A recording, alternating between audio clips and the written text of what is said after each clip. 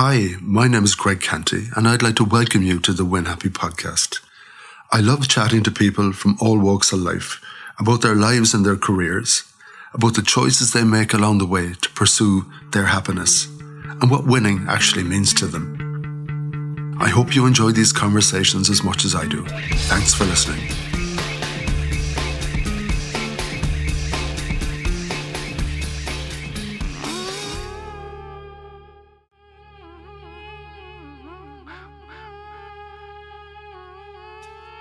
On today's podcast, I had the immense pleasure of chatting with the author of the book Octopus on a Treadmill, Gifty, Enright.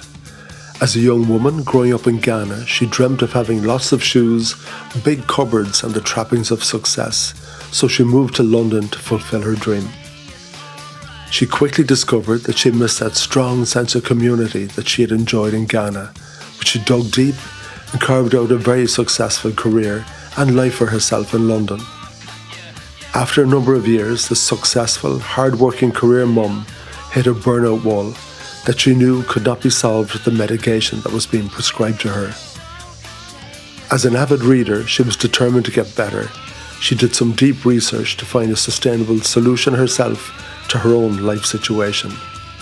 She applied what she learned, and after just 3 months, she was on the road to recovery and hasn't looked back since. She wrote the book Octopus on a Treadmill to share what she learned so that other busy career mums who are constantly struggling don't hit the same burnout wall that she did. As well as being an author, she is a public speaker and a coach, and she doesn't care so much about those shoes anymore. Let's hear from Gifty.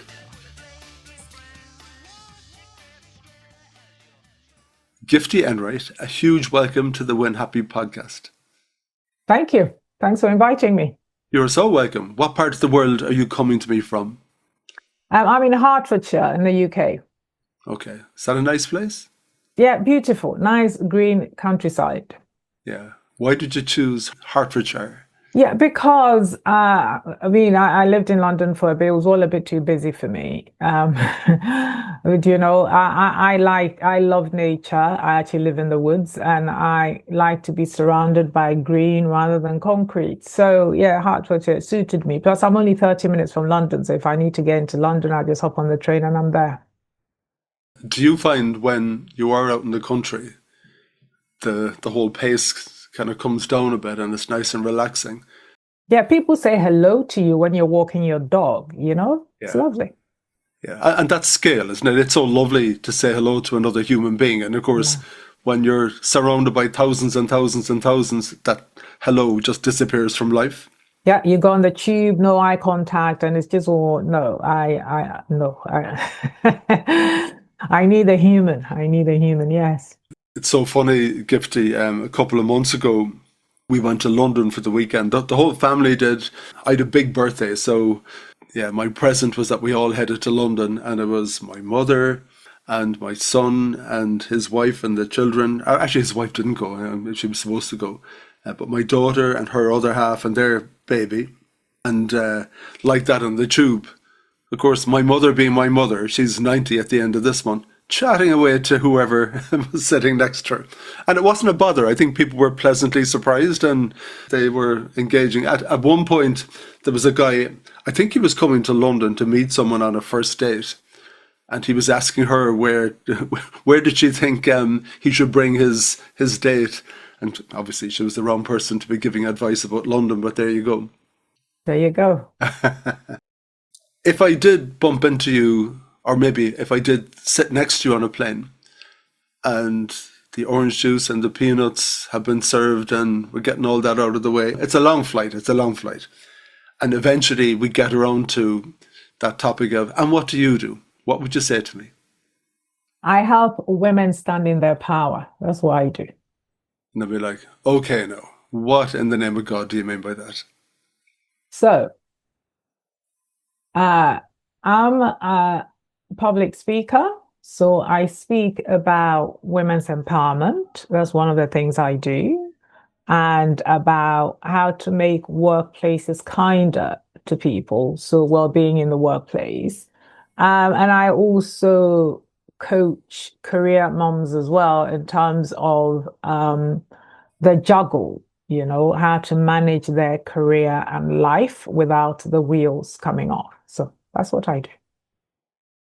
You left out the part about being an author. Oh yeah, that's a small part, right? So yes, so I write as well.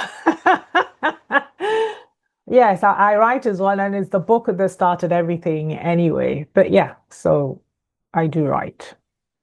And the book you wrote had a very unusual title. Yes, so Octopus on a Treadmill. And that title, because people ask me, and I wish I could take the credit for it, but it was actually my husband that came up with the name because I was thinking, oh my God, what am I going to call this book? Do you know? Because I knew the subject matter, I knew what I was going to write about and everything. And I was, brainstorming different names and nothing seemed to do it for me. And my husband, who had been aware of all my struggles in terms of, because the book is about me and my struggle as a working mom and, all that kind of stuff, said, how about Octopus on a Treadmill? Because basically you needed the 8 arms to be doing everything that mom is supposed to do plus work. And you don't have the luxury of standing still. So yeah, that's where the name came from. Ah. So I'd love to get into all of that. I'd love to talk to you about your coaching and the material in the book specifically.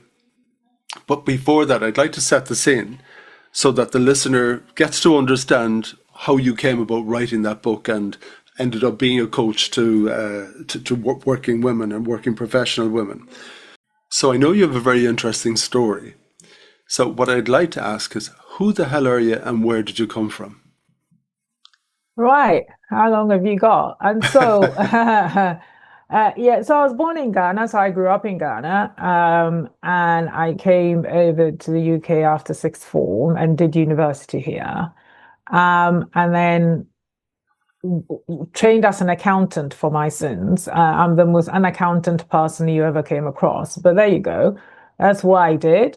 And then sort of crossed over from accounting into IT, and then I went into program management and transformation programs, and that's what I did for a long time before I wrote the book.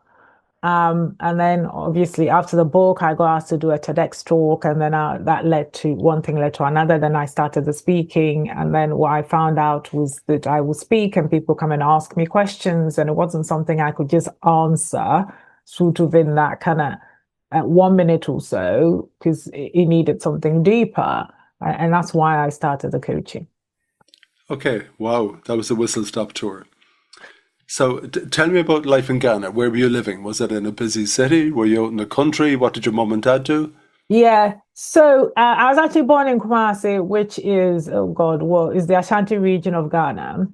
And this is a very ancient part. And fun fact, my I think it's great great grandmother, she was one of the warrior queens that led the township to war against the British and held them hostage in one of the forts actually.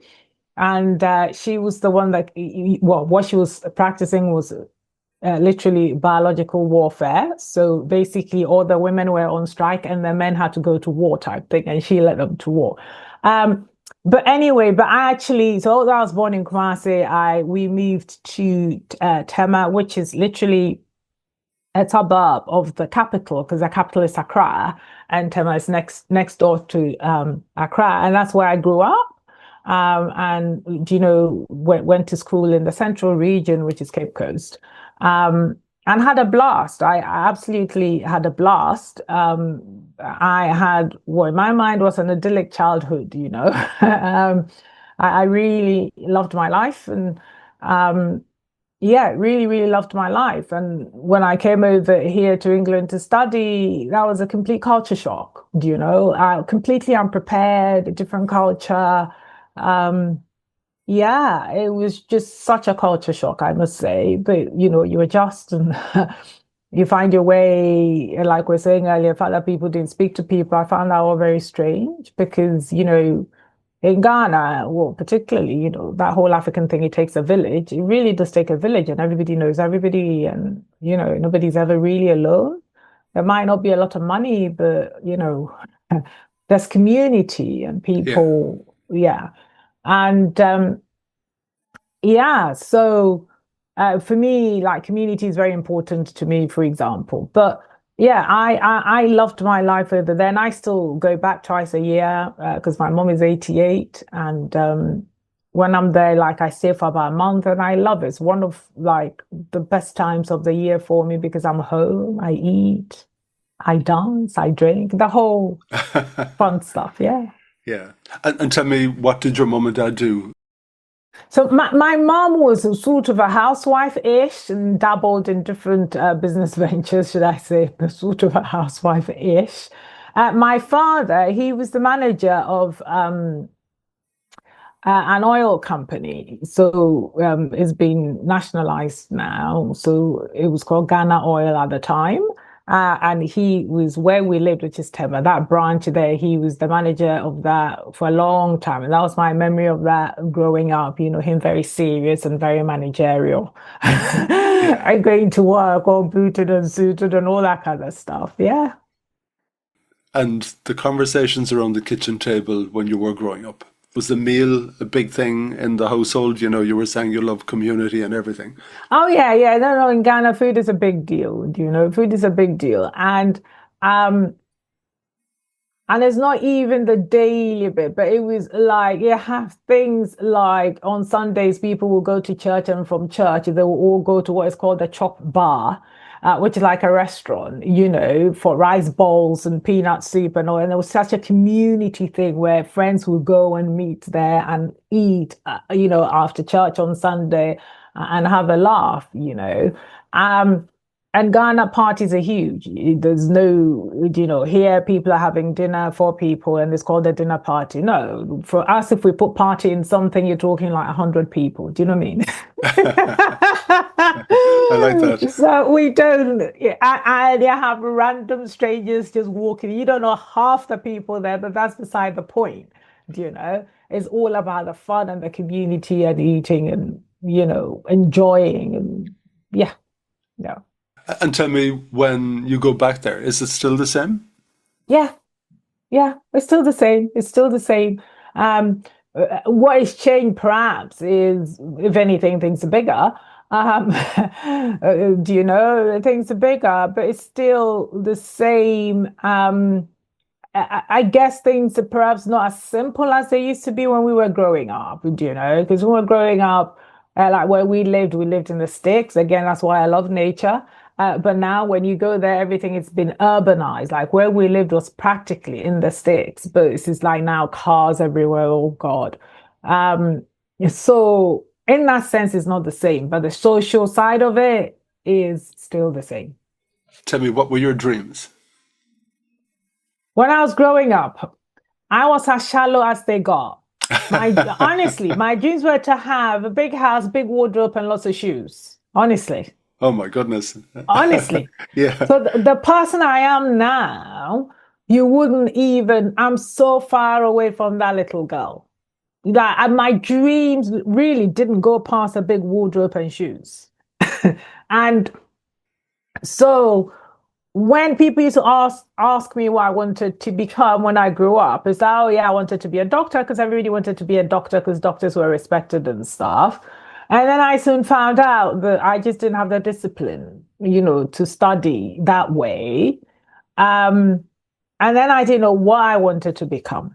I didn't know what I wanted to become. But I was always a reader, always loved books, always, always loved knowledge. And even now, I'm always curious about stuff, and I'll be the person asking you 20 questions and just annoying you, because I am yeah. Anyway, so because of that, because of my love for learning, I was always evolving as a person, always evolving. And I always want to find out more and interested in humanity, what makes us tick, and all that kind of stuff. But I also come from a line of fierce women. And so women's empowerment was always close to me. And I was also very defiant as a child, because my father kind of encouraged us to be whatever. So I was coming from quite a chauvinistic society where women had to be quiet and, let the husband speak, and it's still very male kind of thing. And I always almost had that rage within me that, why do I have to wait for the man to speak first? And I still do. Do you know, we're both human, we can all speak, like, what the hell? Um, and so that fight was always in me to, to break the barriers down and all that stuff. And so like even now when I go home, yes, sometimes I just will not speak because I cannot be bothered to fight all the time and stuff. But people still know me as a strong woman and I will take no prisoners because like I said at the top of the conversation, I feel I was put here to help women stand in their power. So your dad, in a way, was raising a feisty, determined woman, something that may not necessarily fit into the society that you were surrounded. Yes, yes, I would never. Well, I say that because I didn't, I didn't stay there after sixth form, but I'm not sure how I would have fitted in, to be honest, because the person I was becoming, I just was just way too daring and feisty and all that kind of stuff. And my father, the way he brought us up, well, and with my mom, of course, um, it was he just treated us as individuals, right? And it was just, yeah, yeah. And he wasn't differentiating. And so, and I also went to a girls' school where we were told that whatever men can do, we could do, if not better. So I was almost, all that belief was kind of pushed into me, and I had to find an outlet for it somehow. Okay. So it's his fault to a degree. Yes, Yeah. yes. And of course you are a descendant of, I think I took it down here, yeah, Yeah, Santua. Asantewa. Yeah, Santua. Yes. Very interesting. Yeah. So why did you leave Ghana and why England? Because Ghana is a British, or was, sorry, not is, was a British colony, right? And so at that time, the education system was the same. So you could do, because it was O levels we did, then A levels, and it was the same, and you could just come here and transfer to university, and it was just very straightforward, right? Um, and at that time, there were only three universities in Ghana. Now there's a plethora everywhere, but at that time, it was only three universities, fiercely competitive. And I wasn't the most focused person in sixth form, so I wasn't coming up with 4 A stars or anything like that. So I had to look further afield to where I could still study and do university. Otherwise, I was going to have to like wait out another year or so before being able to retake A levels again and come up with the A's to be able to get into the three unis and stuff. So it was just easier and more, what's the word? Convenient to come here and do my studies over here. Okay. Except maybe the place was a little bit different to what you were expecting. So, Very different. yeah. Was that Very, a very was different. that a colossal shock? Yes. Yes. Huge shock. Huge, huge shock because you have a certain idea of what England is like when you don't live here, do you know? Because you see a sort of, not a subset, but you see a kind of slice of the society. Because at that time, I suppose those that will venture to the depths of Africa will be the intrepid, right? So you saw a very different person that came there. Um, and then when you came over here, you got exposed to everything, do you know? So that was interesting to say the least. Can you remember that day when you were coming off the airplane down the steps for the first time? Clearly, clearly. I remember when I got to Heathrow, and in my mind, the streets were paved with gold and everything. I got to Heathrow, came out, those, like litter everywhere. And I thought, what? Do you know, I was just shocked. That wasn't what I was expecting at all. Um, yeah, yeah, yeah. No, I remember that clearly. And so the people who were supposed to come and meet me at the airport, I can't remember what it was, but they couldn't meet me. So I was left with instructions when I got there and I phoned to say, get on this train and come here because I was going to Kent. And I thought, huh, I'd never been to the country before. I'd never even been on a train before. Oh And I dear. had to go and negotiate buying a ticket and go on the train to Kent and know the stop to stop. It was all traumatizing. But when you're young, you just take everything in your stride and everything is an adventure, don't you? And so yeah, off I went, marching off to, Kent somewhere on a train, yeah, to be met on the platform. Yeah. And like you, I'm an accountant as well. I started off life as an accountant, and I use exactly the same expression that you did for my sins. So, what made you commit that sin and make that choice? Yeah. So again, when I was growing up, it had to be, and even now, for Africans, it had to be their professions, doctor, lawyer, accountant, whatever. And now they're letting IT professionals, but whenever it was my time, what IT wasn't even, nobody had a computer. So it had to be those professions, and accountants was one of those respected ones, And like I said, I always loved reading. I actually did English literature for O levels, and so I always loved reading. But then I decided, and it's interesting for somebody that writes and everything, I decided I was tired of writing essays. I didn't want anything that I have to write an essay. And accountancy looked like, something that 1+1 would be equal to, and no ambiguity in there. So I thought, okay, I'm going to do that. And it's going to be respected. And I was told, you make money. So I thought, okay, fine. Those were my criteria, nothing deep. I could buy my shoes then. And a big wardrobe, don't forget. Yeah. So did you ever get the shoes, did you? Yeah. I did all that. I got the shoes, got the big wardrobe. I did all that, yeah. You were on the career ladder. Yes. And all of that was easy, and life was easy, and all that kind of thing. Not a bother. I'm not sure about that. I'm not sure about that. But basically, in terms of model I had, it was I work hard, do well, and get all the material trappings, which is what I did. And I thought all those things would make me happy because I didn't know anything else, and nobody told me anything else. Study, work, get all those things, and have children, get married, have children, and that's life. And then I found myself, I had all those things. And I was deeply unhappy. And I was working all the hours God sent and resenting what I had because, you end up being a servant to what you have, And I thought, I want to get off this treadmill. But then you can't because, you really are a slave to that life that you built. And you have to keep on at that velocity. Hence the burnout. Because I kept going and I kept going and I kept going, chasing goodness knows what. And then when I burnt out and I was deeply unwell and couldn't find any doctor to take me seriously, and I was clutching a spreadsheet of 14 symptoms, I thought there's got to be a better way to live. This can't be it, And so that's what sent me on my journey to try and find out.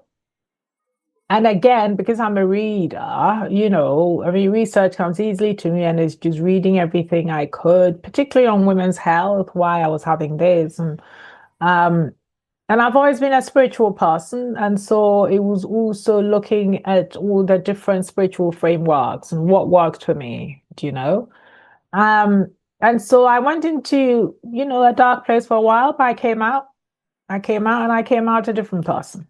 What stage of life were you at Gifty, when that burnout happened? Did you have family at the stage and house, mortgage? I would have been just hitting my 40s. Okay. Yeah. And now I'm 105. And looking well. Thank you. But at that time, I presume you had a good, high-paying job. Yeah. You obviously were enjoying the financial rewards from that. So nice house and all that kind of thing. I presume you had a mortgage and all of that. You had the cupboard and the nice shoes. I had all those things, yes. Yeah, but not very happy. No. And I had a 2.4 kids. The whole shebang. What does burnout look like?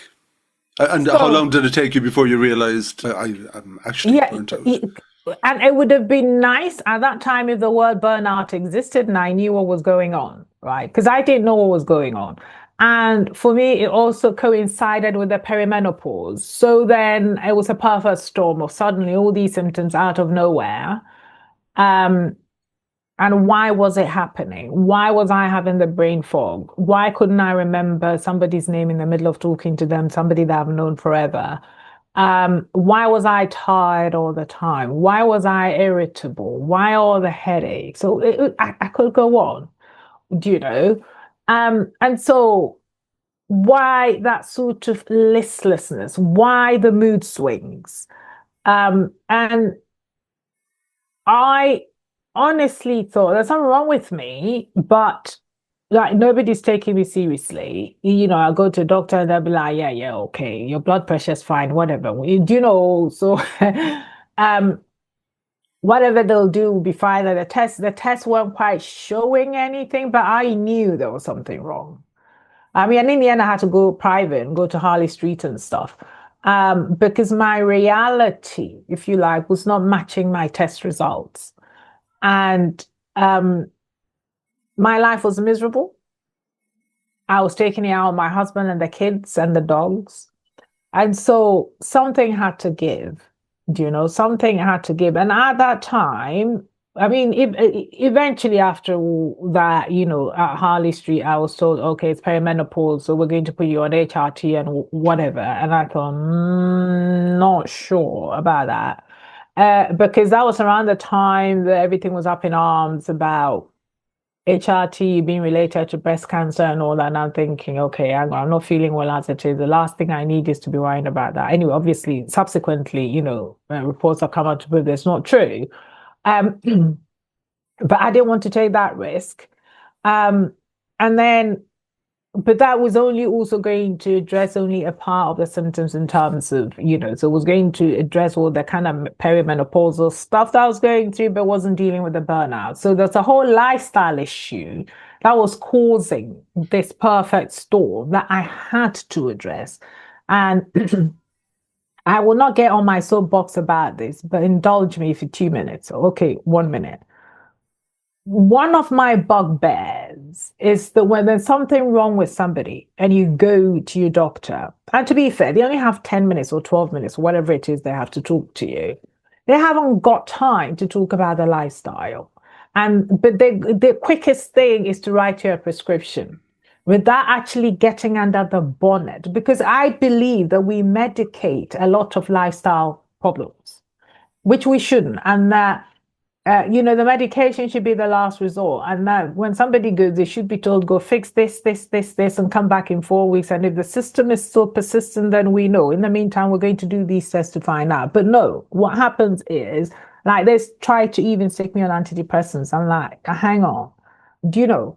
And of course, from my experience anyway, I would have brain fog if I wasn't sleeping well, which I wasn't.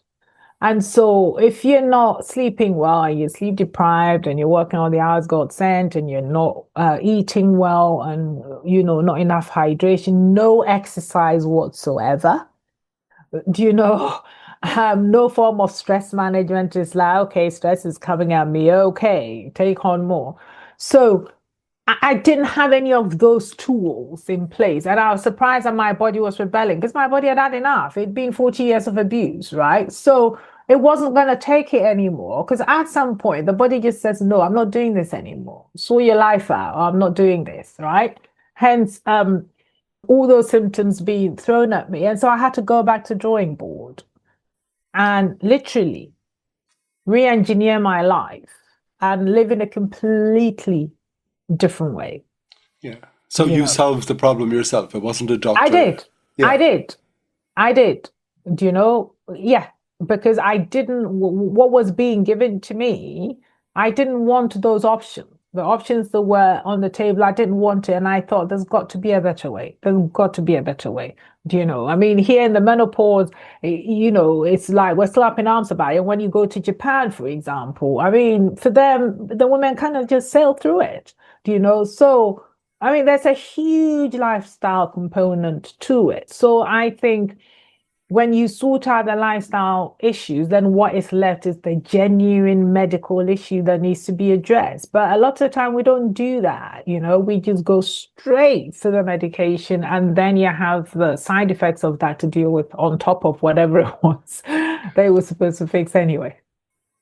I presume, Gifty, you could probably walk into any city and go to any building where there's lots of professional women working and line them up and list out a lot of the symptoms that you were experiencing and how many people have this and how many people have that.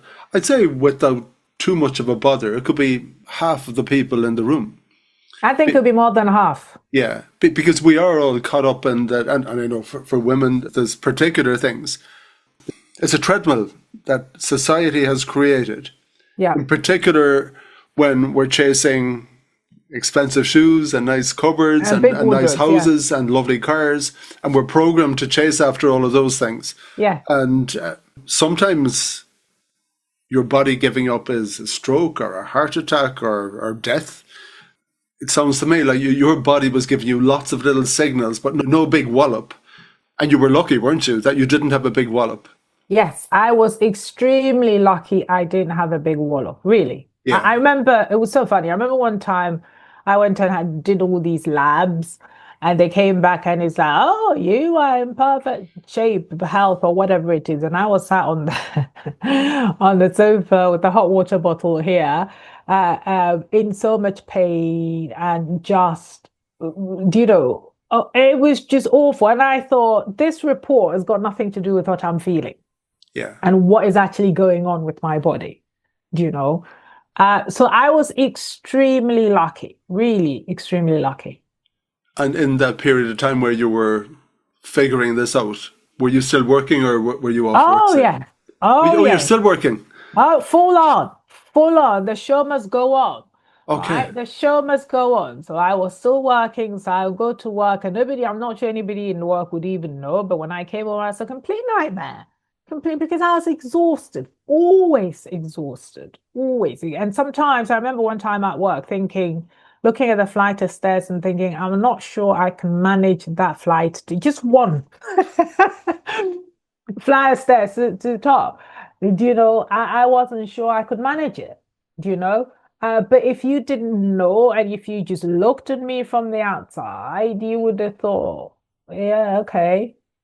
She's a bit snappy sometimes, but yeah, you wouldn't have noticed. And in work, were you not performing as well as you would have been? Would colleagues have noticed it or that kind of a way? Well, so no, because I was able to mask it well. Okay. Right? So, but then I come home and collapse. So, I mean, the bit with the brain fog, that was a challenge at work, because sometimes, I'd be in the middle of a presentation and wouldn't remember stuff. So that was a challenge, and I used to have to pause and collect myself as such, but no, apart from that, nobody would necessarily, have noticed, because I was always high performing, which was also part of my insecurity. Yeah, so I was always delivering, but then I will come home and nobody will get anything out of me. Yeah, in a way, in this high pressurized society, you kind of give work the best of you, don't you? Yes. And everyone else then has to pick up the scraps. Yes. And for me, for that period of my life, I'd say for a period of about 10 years, I always feel like I want to go back and apologize to my children for the absent mother that I was. I was there, but no. Okay. What they were getting was a tired me, snappy, irritable, and yeah. So what did you change? What were the first things that you changed that made a real difference? Everything. So where do I start? So first off was fix my sleep. Because I was one of those people who would be up till 2 o'clock watching Netflix or goodness knows what. And I was up that late because I was too tired to get up and tackle the stairs to go upstairs. Can you believe it? To sleep. And so I'll be on the sofa, fall asleep on the sofa, wake up and just, it was just insane. So my sleep patterns were all over the place. So I had to fix that. I changed the way I ate completely. And also took myself on a journey to understand about food and understand about nutrition and what my body needs. So that was a whole thing I had to change.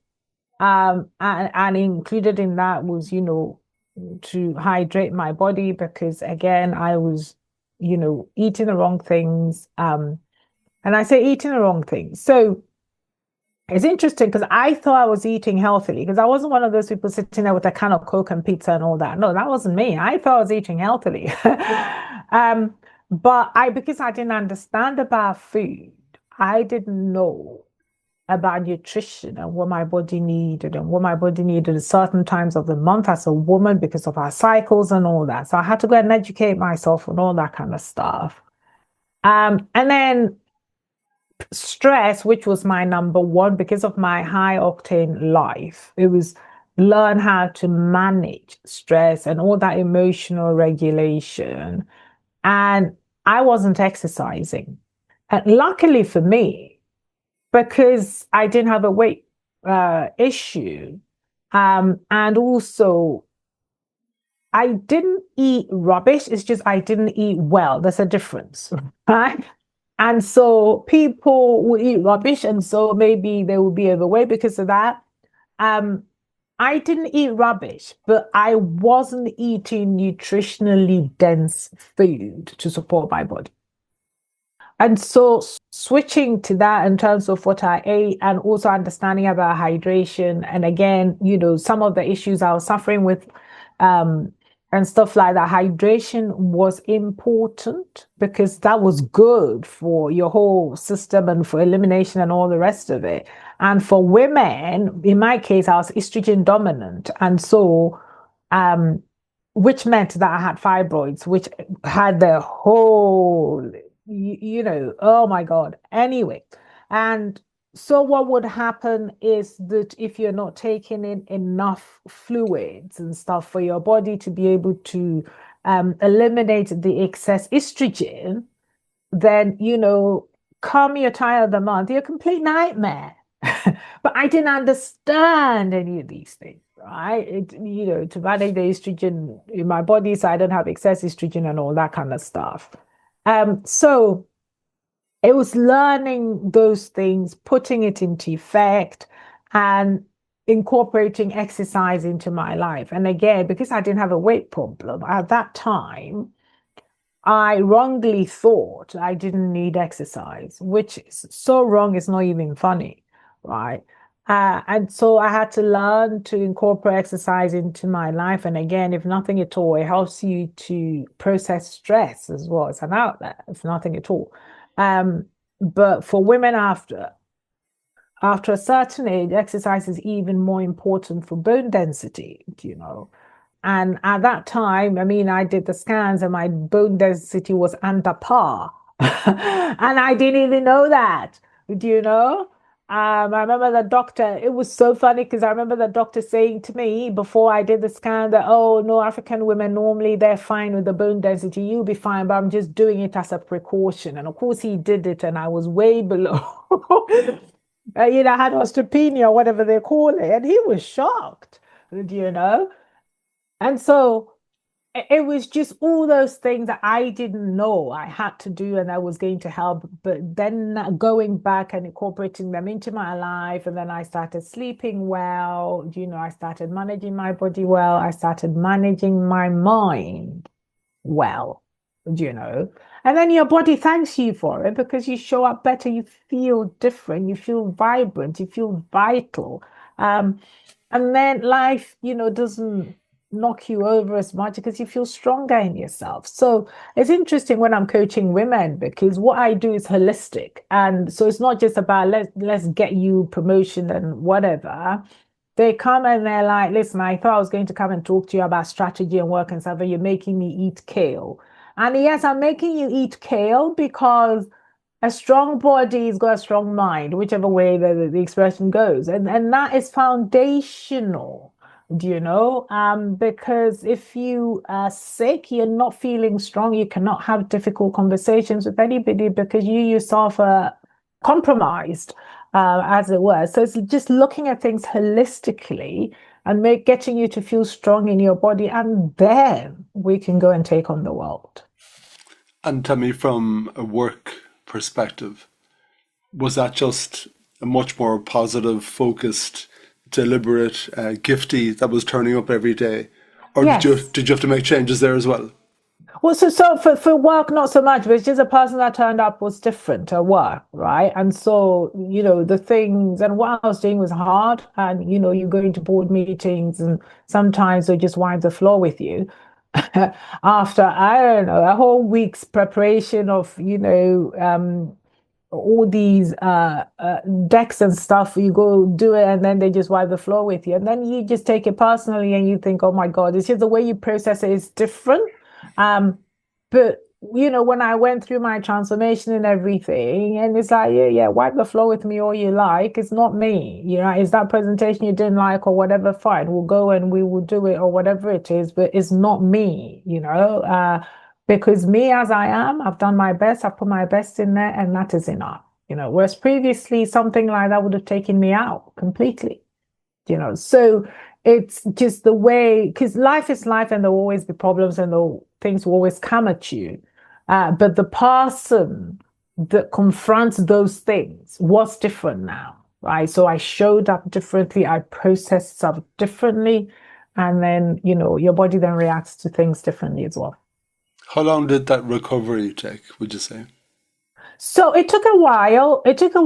But I would say I started feeling different in myself maybe 3 months down the line from implementing those changes. I mean, the sleep was almost the sleep. When you fix it within 2 weeks, you would know. You get that mental fog goes away. You get more clear-headed and stuff. Do you know? And it is just the other things, the tiredness and all that, So it took about, 3 months for me to start feeling, okay, she's back. I feel good in myself and this is different. And some of the things, the mindset stuff and the way you process that, obviously, some of them will be work in progress and we'll do it until we die. But in terms of, moving from the acute stage to more of the operational stage, I said that took me 3 months.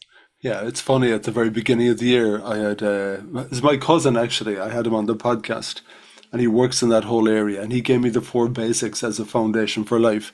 Exactly what you said. He was saying, eat well, regular exercise, make time for relaxation, and sleep.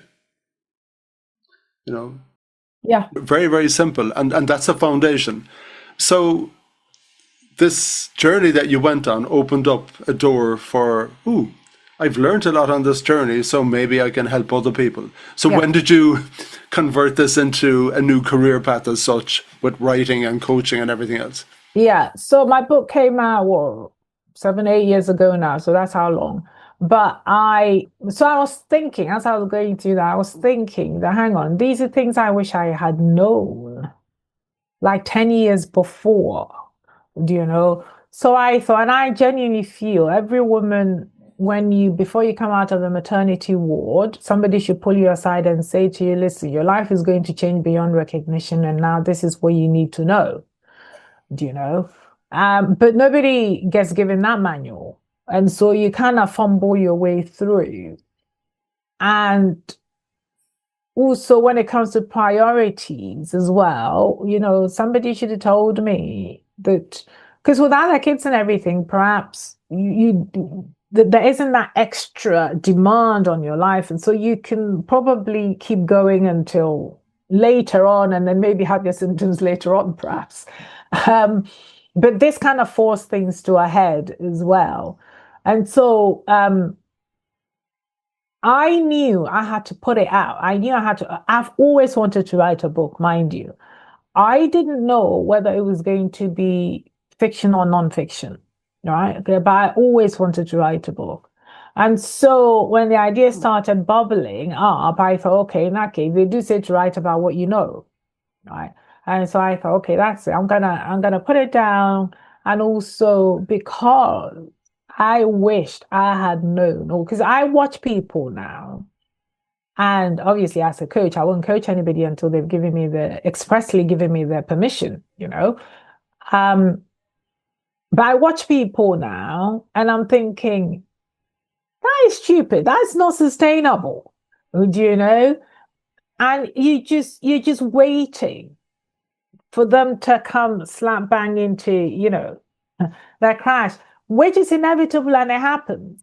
But people not building relaxation into their lives, for example, people who are medicating lifestyle away, people who think that, I don't know what they think they're doing, but they think, oh, the hustle cultures, all go, go, go, go, go. This is the way it's got to be and stuff. And that is not the way it's got to be. Because, when you're tired, you're tired.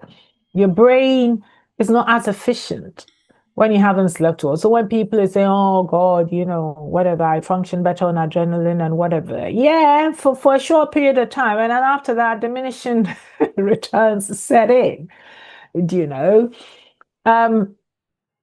and it's like with my kids, they're sleeping during the day, getting up at night. I'm like, guys, okay, you do know your whole circadian rhythm is upside down, and all that. And then they'll wait till the last minute to cram everything, and it's just such the hard way of doing things, But when you're young, you're young. As I say, what is it? Is it wisdom that no youth is wasted on the young?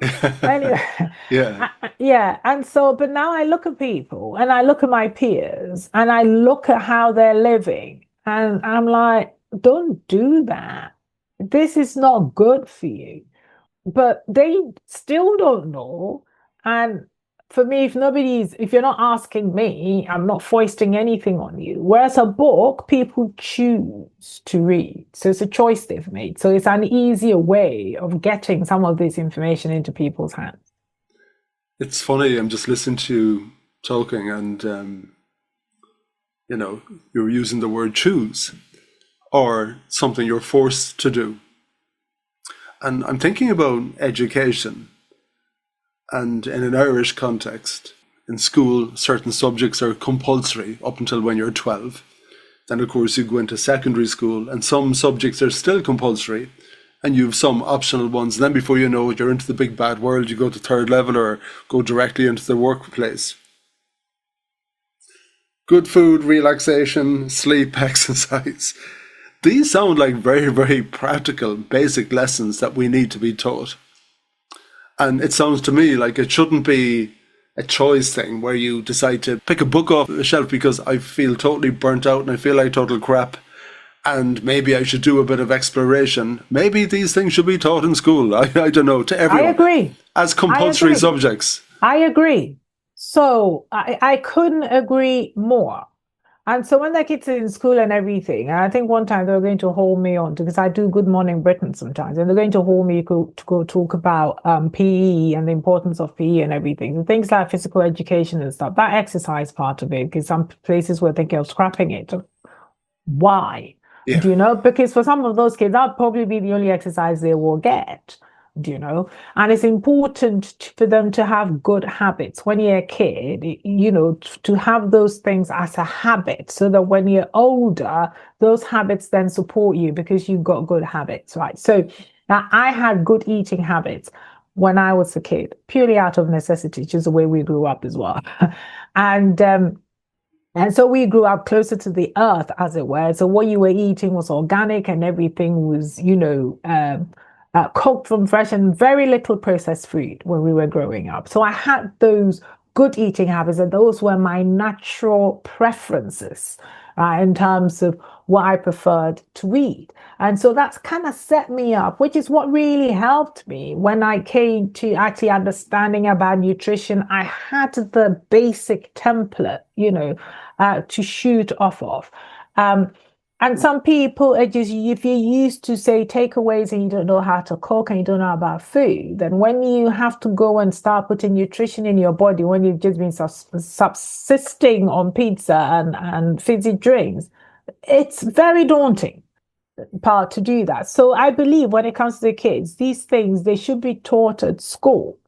Emotional regulation needs to be taught at school. That stress management needs to be taught at school. And they need to understand about the circadian rhythms. They need to understand how it affects their lives. I mean, all that kind of stuff, they need to be taught at school. And nutrition, again, because this is the fuel they're going to use for their body until they die. Something as important as that. Why wouldn't we teach them? So I completely agree.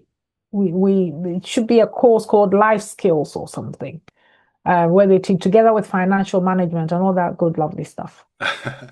It sounds to me from your book and your coaching and the other things that you can get from it, that beyond those very, very practical elements, there's another dimension that you bring to the party. And I read that there's a mix of Western science, Eastern philosophy, and African wisdom. Yeah. I think there's a gifty dimension that layers on top of a lot of those practical things. What is that? That's interesting, because I was going to say, you could tell me what it is. Because for me, I think I am a hybrid of all sorts of different belief systems, cultures, because I didn't have the luxury of living in a monochrome culture. Right? I was yanked from one into another, and I had to quickly absorb and whatever. I'm in a mixed marriage. My children are mixed race. So I have always, because of my life circumstances, been forced to absorb different things into my life, where I couldn't just be this is it, and I'm going to be whatever and nothing else, and this is it. No, I was forced to kind of open up and examine other things and take what worked for me and perhaps leave what didn't work for me. I mean, I was brought up very religious, and now I'm not. I'm spiritual instead. And so when I talk about the Eastern philosophy and all that, other spirituality, I talk about, but I haven't forsaken my African wisdom, because that was instilled in me. And if you ask me what I am African through and through. And every now and then I say, because it just last now saying something to my boys which made them laugh, because every now and then apparently I come up with these Africanisms or Ghanaianisms, right? But it's like, because I think when you come to Western science, everything has got to be it's that empirical basis. You have to be able to measure it, and that rigor and all that, which I respect, but that is limited, right? And so we can't see everything. We can't see germs, but we know they exist, right? So there's a whole different, we tend to be very materialists in the West. And, there's a whole other dimension, that we are not exposed to, or we can't see or measure or feel with our five senses, right? And there's a lot more to it than that. But then, there is use and value for all the different disciplines, if you like. And when it comes to the African side, for me, is that sense of community. The fact that, you can go farther if you go with people, right? You can go quicker if you go on your own, but you'll be knackered by the time you get there, nobody to share it with. But if you really wanted to go farther, you take people with you, and then when you go into Eastern philosophy, where we're all of the one mind and we all contribute to it and all the rest of it, I take a bit from everything, and it's what makes humanity better. It is the fact that I know that no man is an island, and what you do affects other people. Well, if you wake up in a bad mood, you could go make some shop assistant's life hell, and they will then go take care on their husband at home. And really, we are all connected, whether we accept it or not. And so for me, it is bringing that humanity into everything and knowing that you are really your brother's keeper. Like now everybody's in arms about AI and AI this and AI that and AI whatever. And I'm like, okay, it's here. We can't make it go away. But I personally believe AI is going to make being human fashionable. Right? Because I now, love that. yes, but now it is actually what we're going to value. Is the humanness that we've taken for granted for so long. Now, if everything is automated and is done by everything, what else is left? But, for you to be a better human and develop yourself. So that now is what we're going to start putting a premium on. Yeah, there'll be a company somewhere, and their unique selling point will be, yeah, we have a customer service center with real people. And when you ring, they'll actually listen to you and take a bit of time to understand your problem, and then they'll solve the problem and not just give you bot type answers. Yeah. And this company are flying it. Oh my God, they're doing so well because everyone hates everyone else. You are so right. Bring the humanity back. Yeah.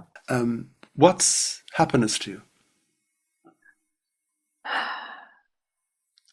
So you'll be pleased to know it's no longer a big wardrobe and a pair of shoes. Yeah. That's good. Yes, you'll be very pleased to know that. So happiness to me is freedom and peace.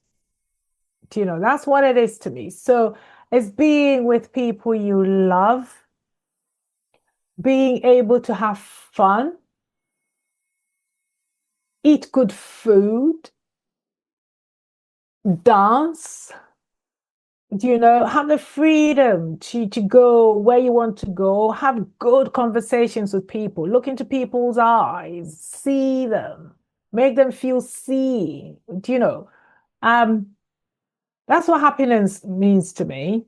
And like when I go home being Ghana, because it's so much. Ghana's still home. Oh yeah, oh yeah, oh yeah. It always be home to me. It's you go and there's still so much poverty there, but you could sit there and I don't know, have a meal with somebody, and it doesn't take a lot to do that, and just have a laugh and play some music, and that is real joy in that. And you don't actually need a lot of money. You really don't need a lot of money for that joy, but we kind of tie ourselves into all these things, and then we end up using our lives, energy to serve these things. But for me, really now, happiness is having good food, good friends, music blaring. Let's have a dance. I absolutely like that. You're quite successful. So if I put winning into the mix, what does winning look like for you now? So for me, winning is doing a job that I love, that I know is making an impact. So previously it was like, just show me the money. Now I don't do that anymore. What I do has to make a difference. It has to have an impact. And luckily for me, I've sort of come out of the duty phase of my life. So the duty phase was when the kids were young and you had the mortgage and school fees and all those things, right? So you had to do certain things, and I've come out of that now, luckily for me. So I have choice, which I didn't have perhaps when the kids were young, and it's important to me. Winning is doing something that lights me up, that also supports me financially. That is winning. I put out, because I write a newsletter, it comes out every Tuesday. And yesterday when it came out, I knew I'd written something special because I got 2 emails and 1 DM. And the first one was this woman saying, I am literally crying as I'm reading this. Do you know? And I thought, and then another email came in with somebody with just the love heart, and that was it. She didn't say, hey, do you know what I mean? Yeah. And then somebody DM'd me to say that newsletter was just fire. Now, that, nobody can buy that. Do you know? To know that somebody's picked up something I've written and it's touched her and has given her hope and all that, that is winning. Yeah, they're lovely moments, aren't they, when someone gives you that little bit of feedback that's very, very special. Yeah. I know on the podcast, a lot of the time, you do a lot of work, you spend a lot of time with guests, you spend so much time editing, and then, of course, you send it out into the universe, and you can see your stats, fantastic, loads of people are listening, and that's cool. But it's rare enough that you actually get a little bit of feedback. Yes. There's some wonderful times when someone says to you, oh my God, that conversation with Gifty, I made huge changes in my life because of it. Or there's even been ones, this is a little bit of a sad road to go down, but someone who I've had as a guest and they subsequently passed away, and for one of their relatives to contact me saying, you've no idea how valuable that conversation was. And we have that to listen to forevermore in a way. And that's just pure gold. But it's beautiful. They're little win moments when someone goes, yeah, what you're trying to do has made a difference, and that's amazing. How can people contact you, Gifty, or buy the book or subscribe to your newsletter? How do they do that? So my website, giftyenright.com, that's got everything there. So if they go on my website, they'll be able to follow me on my socials. And the link for the book is there. They can subscribe to the newsletter. It's all on my website. So okay, perfect. And for the listeners, Gifty is Gifty and Enright Enright. So that's perfect. I've one last question for you. I'll give you a choice, actually. I'll give you a choice. Thank you. You're very kind. So your best day ever, whatever you choose, or to answer this simple question, where are you when you feel like you're yourself? Okay, I choose the second one because the first one, I've had so many best days, I don't even know which one to go. So I'll be there forever. That's So that's good. So where am I when I feel the best version of myself is when I'm in the woods. And I actually live in the woods, and I just head off. I lost my dogs, unfortunately. They died due to old age, but now I walk my neighbor's dog. But just heading in the woods with the dog and just mindlessly just walking. And I can just mindlessly walk 10K without even realizing. And just in the woods, just in nature, a bird here, a stream here, a squirrel there.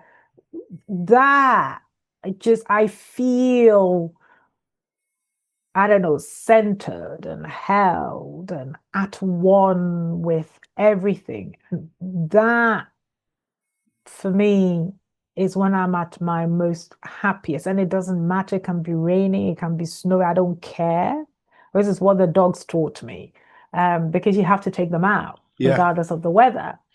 And before that, I wouldn't, but now they taught me that. And, as they say, there's no such thing as bad weather, just bad clothing. Right. So you put on the right clothes and off you go. And I love, even if it's been raining, I love coming back all muddy and everything. And then you can jump in the shower. And it's just something beautiful about being in the elements and being in nature. I love that. So that is where I'm at my most at peace, happiest, whatever. Yeah. Will you get another dog? Yes, I will. Actually, don't tell my husband that. It's too late. He knows now. Right, because we had 2, and one died 2 years ago, and then the other one died only a couple of months ago. For now, I get my dog fixed by walking my neighbor's dog because because I work from home and they're out during the day, the kids are school and everything. So I go get a dog and we head. So I get my dog fixed that way, but we'll see. We'll see. But yeah, I definitely, because they never complained about walking. Because before that, I used to drag the kids walking with me and they would just complain. But the dogs just love it. They just, you come down, you can walk and walk and walk. And they love it. I love it. Everybody happy. Yeah, actually, in a while, we're going to take our two dogs for a walk. We're in the south of Ireland, in West Cork, a lovely place called Crookhaven, very close to the beach, so we'll take them for a stroll on the beach. And it's such a lovely thing to do.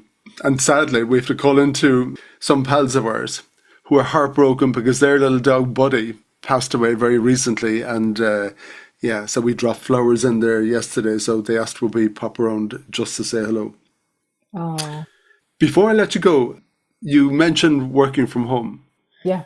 And I'm not sure what your transition was like from office working to home working.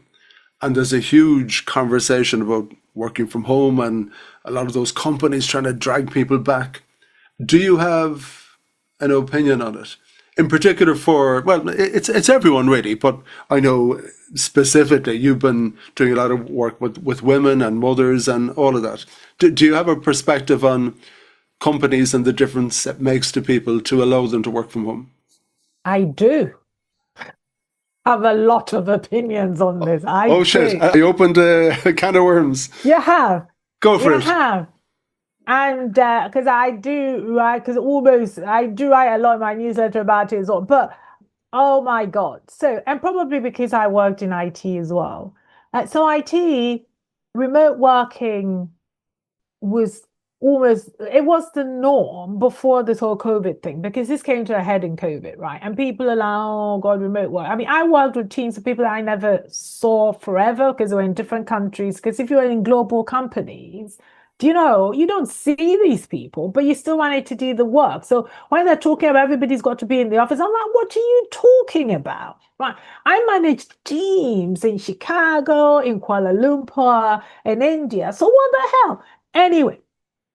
And then normally I'd go there like once a year, but I still managed them and nobody was saying anything about it. But now, because it has to be you managing or working remotely from home rather than working remotely from the office, because that is what a lot of people going to the office, if it's an international company, they're still working remotely, but just from the office, because a lot of people in regions in different time zones, it's just the hypocrisy around those working from home things drives me insane.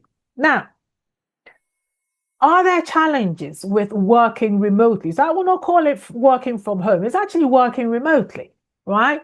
Or non-local. I'm sure that's a posh word for it, but not, located in the same place as the people you're working with. Yes, there are challenges. You have to be intentional. You have to make the effort. To cultivate relationships with people, because you're not going to bump into them by the coffee machine and ask them about their husband or whatever. But you can still ask those same questions, on Teams, whatever. You have to be intentional. And that is the only difference. Now, again, when somebody is working remotely, for me, my office was an hour and a half's drive away. So I was 3 hours on the motorway every day. 3 hours. Wow. Right? You can complete a degree in a year with that. So all that lost time. Right. Whereas when I was working from home, those 3 hours, you could do something substantial with it. And if you come to the working mother situation, it's just the flexibility it gives you as well, And so the people who talk about all this, working remotely and working from home, I think it's the from home that gets people all riled up because they think everybody's sitting there in their pajamas and etc. But we've been working remotely for yonks before COVID, in IT anyway. And so people should just stop it already. The remote working is not, whatever they think the issues are, it is not the remote working. Right? It is more about the workplace culture and the working practices. I knew things about people in India. I knew things about their wives that I'm not even sure they knew, right? And I hadn't seen these people. Do you know? So it is about being intentional. And I mean, there's this argument they trot out about young people when they come to the office and they don't have people that can mentor them because whatever, whatever. Now, working remotely doesn't mean you don't go to the office ever. Do you know? But again, it's those where the office now becomes a destination, right? Event. So you're going there for something in particular, for networking, for training, to touch base with other people. And then you come away and do the work. That is how we need to see it, you know? But there is a hypocrisy around the working from home thing that drives me bananas. Because in COVID, when they were saying that, just did my head in. And accept not everybody can work from home because they're like, oh, okay, what about those that can't work from home? The supermarket checkout people and all that. Not everybody can work from home. Not every work lends itself to working from home. I get that. And so for me, I think it should be more about the flexible working so everybody understands, everybody gets their bit of flexibility, and location is just one type of flexibility, right? And so we need to see the different types of flexibility and not just make it about location. I could go on, but I'll stop there. Absolutely perfect. And I agree with you 100%. And we're doing this remotely, and what a lovely conversation. The only thing, it would have been nice to have a cup of tea and a bun with you. I know that might be eating properly or eating well, but that would have been nice anyway. Yes, but that now becomes something special that you do, something intentional that you do. Right. And so again, this is the thing where now when you get to meet somebody in real life, it's not taken for granted anymore. You're looking into their eyes and seeing the expression in their eyes and feeling them and, you know, getting that chemistry thing right. Do you know, whereas previously you'll just be sitting there and not even take notice of the person, but now it's different. So if you're going to the office as a location, you're going in there for training, for networking, you go in there and you do just that. You don't just go in there and everybody's sitting at their desk and nobody's speaking to anybody and we're all sitting there, but you know, we're working from the office. What the hell? That sounds like you shouldn't be an octopus on a treadmill. Gifty, thank you so much. I've really enjoyed the conversation and I hope to meet you in person. Go for a walk in the woods in Hertfordshire, or maybe you hop on a boat or a plane and come to West Cork. Mike, so we used to go to Ballyhigh every year. Ah, very good. My kids have been going every year since they were born because my husband, he's got relatives there. His mom is from is it Kiskane? Yeah. I think that's where she's from anyway. And so we come to Ireland, like, you know, the kids every year, or the whole Enright clan, everybody will come with their kids and we will take over Ballyhigh. Do you know? Because there's 7 of them with their kids and everybody, the Enright clan will literally just take over Ballyhigh. And I loved it. The cousins were all me and Jesus, you know, I mean, there would be what? How many of them? Almost 20, because now we're going to the second generation where they're having kids as well. And it's just, yeah. And I love that. I love family. I love the whole thing. I love all that. But that's the African in me. It sounds like a really good way to live. Yeah. So when your husband comes home, I want you to really impress him with this question. And I wonder, you can test his knowledge as well. And maybe you actually know the answer to this already. What's the name of the World War II hero who was born in Kiskane? Okay, the World War II hero was born in Kiskane. All right, I'll ask him. He'll probably tell me he's related to him, but yeah. He probably would. Now, I'll give you the answer, but you have to tell him then that you absolutely know it. He's a guy called Monsignor Hugh O'Flaherty. Okay. And during World War II, he basically set up what they call the Rome Escape Line, which is a network of safe houses for escapees. Right. And he helped to save 6,500 people during World War II from the grip of the Nazis. So that's a question to ask him when he comes in. There's a lot of controversy because people will say he's from Kerry, but Kiskane, as you know, was in Cork. So yes. I always tease him, well, he was actually born in Cork after all. There you go. There you go. All righty. Thank All you so right. much. Yeah. Thank you so much for so much of your time. I really enjoyed that conversation, Gifty, and Pleasure. hopefully we will see each other at some point. Yes, we will see each other and have a cup of tea. That would be nice. Take it easy out there. All right then. Bye. Take care. Thank you. Bye-bye. Bye.